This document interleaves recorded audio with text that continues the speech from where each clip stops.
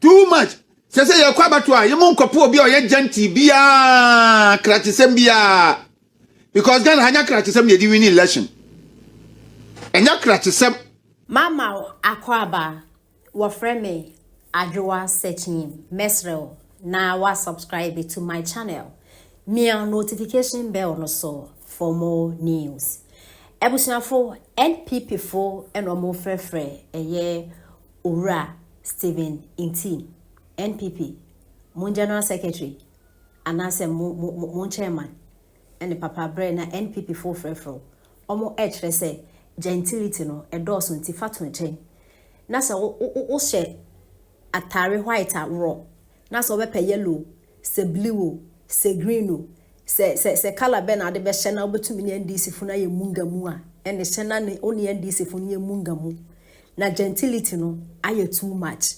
NPP for per me na me kura PhD me na me kura degree politics one for degree na a PhD then you na me kura the NPP for na mo ye me wawa obi a munim politics politics ase mo ya mo nyama te se mo fie fu mu na mo be share politics aya mo hu how NDC for your politics ana NDC your politics no mo ye no buga it's a tatashin no mo dey fame inti anything and I want say wiase no intro SLS no kre inti anytime my NDC for this scandal about NPP even na no kwai be bakra na Ghana for so and this year elections na e course no so wo kokro na wo bisa manfo a Captain Smart play major role ewo NPP mun defeat ni mu if you don't know akroye wa brochiri owo USC Kelvin Taylor or play major role in moon defeat no if you don't know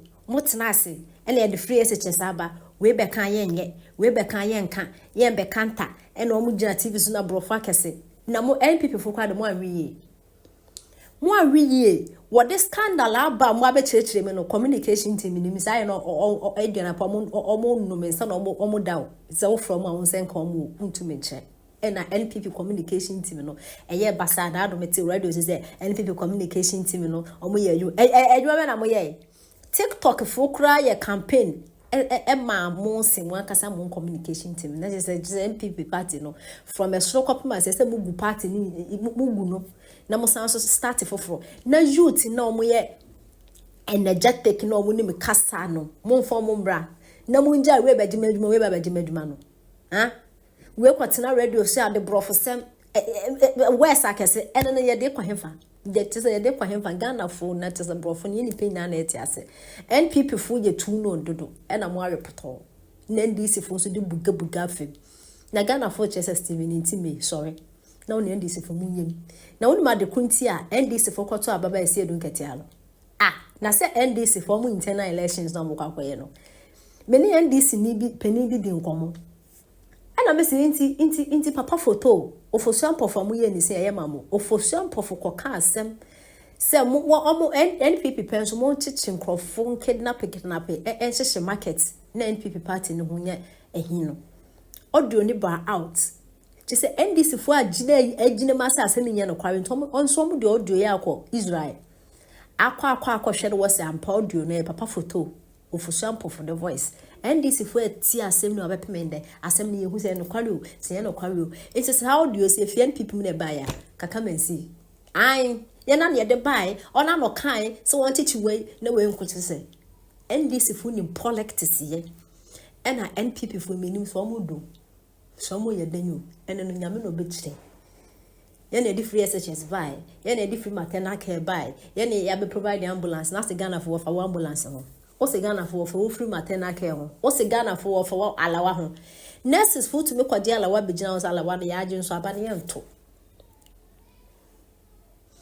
intimo politics na mo ye mo hwe ni na NPP party ne from omo general secretary ekop me chairman youth organizer constituency ahia we na tise wongu no no won to aban foforo ese I say mo adua kokoko na kokoko mo twa kokoko ni nengu na mo dua kokoko vu na nchi ni foforo ma wona je say o aka so mo opposition mi nim so mo start communication dey mean tin nche no just what opposition you can no who dey wo NDC for me say NPP for me say mo parliament house on scandals na be koso mo de mo fambra I be discuss ya mamu. Nti the best thing can be tell am kra ba tem di yendi.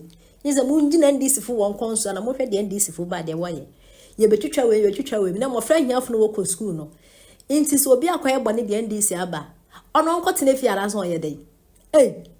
Nti no rest even Ntim wo fro. Kosi ye ho je say so we na NDC for mun kan funtum.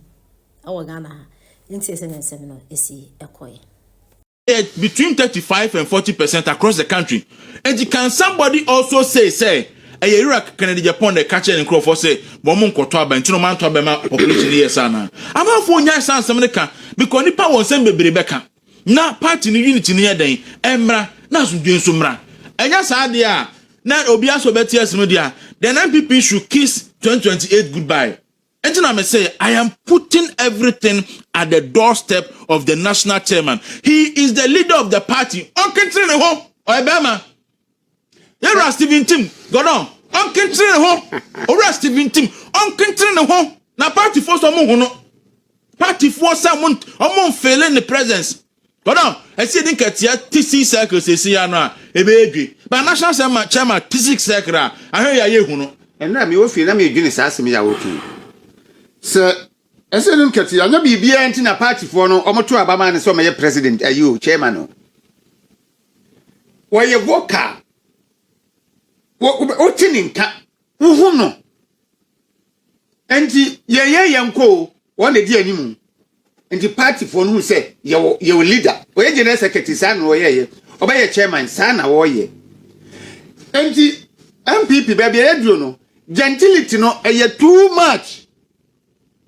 Too much.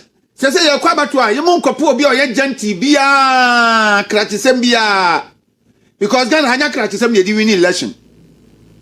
Enya kratisem em ye di win election. Because PhD obi okuta PhD no obeto baako. Obi a watisem ye otwi abobo ya obeto baako. Enti nya kratisem. Kratisem na di enya. Enti yenia ye totuo near the Abubaka home, near the Amand Yandis for some to Moye, and the question of 2024, and I'm back to boy. Mr. Dan be coffee me point, ma.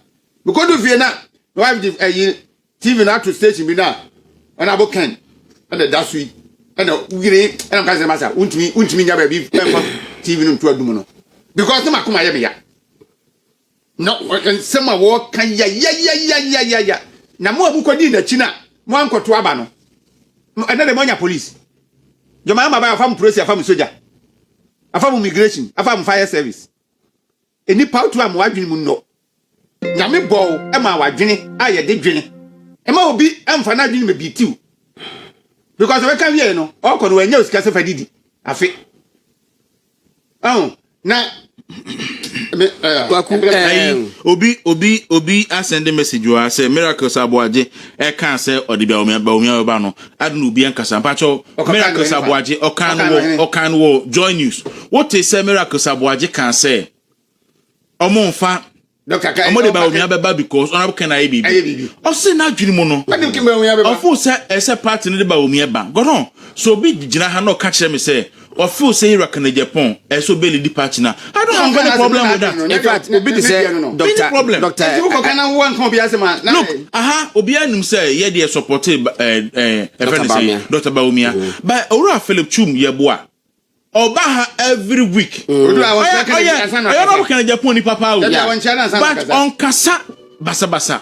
It's every day, Biano, Yananetia, Oba Kona Bokan Japan, Sam, or Kani Papa, or ye. Any new into a full so departing anymore. Ebe hadrin. Chama want to mean Frey and country say, Yama Ura Ninya Haba, because of Kasama Ura in Japan. No, we are one party. And the same Agina Neye. And then so Ura in Japan, if or imagine as the leader of the party, yet the Sun Networky, Ebetono, Nedia a promotion the president of the republic. After my year can say, so because Jina Kumasi no so a fair press conference on we can supporters. Now what they are saying is say a man microphone to aba maba umi be the party because of kremuni because of nya Kenya. Na honorable Kennedy Japan go na to say asemi na eda ba ko aba eda mienu aba eda miensa aba na o me condemn ye de a na so ofo aso. Eno na ye ka ho asem say eno de ebe say party no because obi so ba no so say concern movement for Baumia. no more so be press conference no more so ya allegation bitia on Honorable Kennedy the reason why to so ntimi ni party anymore na fe he fa na party na iko okay so kwa comedian me shout to say ebia flag bearer contest no ebeba bia benya mwa next year the earliest bit be December of this year. Okay. No, this year, my party say 2 years. Constitution say 2 years to election. Almost not later than 2 years. Not less than 2 years. Okay. It's almost a March. But because of process before that. Okay. Unless party near amend the constitution because they been one agenda and the crank flag bearer first. Flag bearer no. Emehwe no nyi nkrofo betimi ne o maye kwakumiko omo ye ne sa pa kamepe omo yi flag bearer ne first omo wia no maba be yi national executives omo wia na kan bia etu atwa ansa ya koyi police station koyi police station a wonim se oba adwuma na nye delegate so koto aba dabi adwuma na wo ba be ye ti wa win interest oba adwuma no and you won't come so it would there's a conversation I could Benjamin Adman next week you have that conversation in way pros and cons no say adwo to atwa but sorry obedi say doctor are you free matise publicly waka say omode Dr. Baumia beba ba wa mo bi and for me in the civil